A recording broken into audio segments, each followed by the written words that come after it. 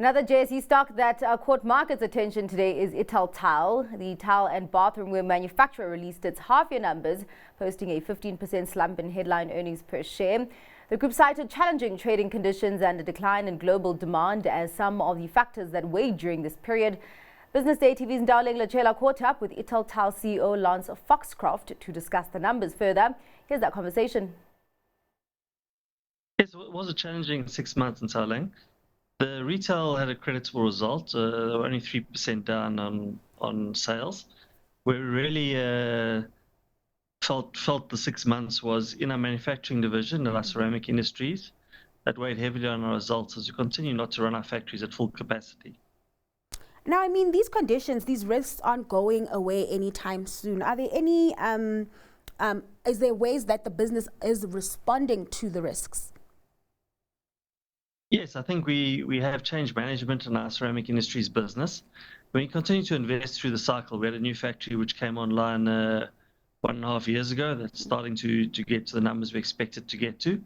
And we investing in our vitro factory. We've got a new production line starting there again before the end of this financial year for us. So we continue to look for opportunities to improve costs in our business and the efficiencies that we have internally. To make sure we can bring affordable products to our customers of the quality that they're used to getting from us. Now, talking about bringing affordable products to your customers, the reporting period includes Black Friday as well as the Christmas period, where we generally see more people shopping around that time, right? But with customers having less disposable income, would you say that the group has had to implement more promotions to entice customers? I think you can see from our numbers that the average selling price was only up 2.6%, which shows, which is well behind inflation, shows how much pressure the margins are under. We saw a bit of a mixed bag through the peak trading period, which October, November, December is for us. But what was pleasing that in our top tier brand at the lower level, we saw good results, a record Black Friday for us, and also a record December, which is their best month of the year traditionally. So we've seen a bit of momentum growing in that sector of the market, and we're hoping to carry that through to this year. And talking about those brands, let's talk about the trends you are seeing. You did mention that some brands did outperform the other. Is this just a result of consumers shopping down? Yeah, I think consumers are shopping down, and also Top Tea talks to a convenience purchase. They're close to customers, and with the cost of transport nowadays, they are looking maybe to save a little bit of money on transporting the goods back to the house. Our Top Tea stores still offer an amazing range, and they also offer good value for money and service from our sales assistants that are industry leading in that sector.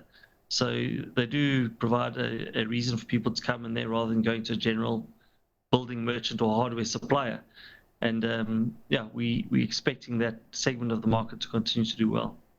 Now, the business is operating in an industry that's become very, very competitive. In the results, you mentioned that the competitive nature and margin pressure has resulted in Italtile closing down some stores. There are also plans for further consolidation. Just walk us through those plans. Yeah, I think we just, given the tough times, have closed non-performing stores, and we continue to do that. But we open a few stores every year, and we close a few stores, so it's not a big shift for us. I think we'll continue to cautiously open a few more stores in the Top Tea space as we go forward.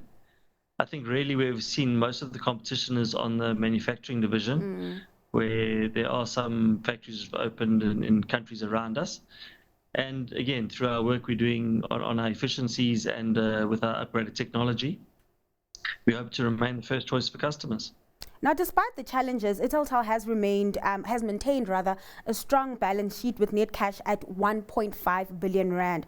Are there any other plans for the cash? Any new projects to look out for? Yeah, we always cautious in our approach, and we've got a solid, robust business. We do have a lot of cash on the balance sheet, but we'll continue to be very careful about where we look at opportunities. And at the moment, we don't have anything that we're looking at seriously.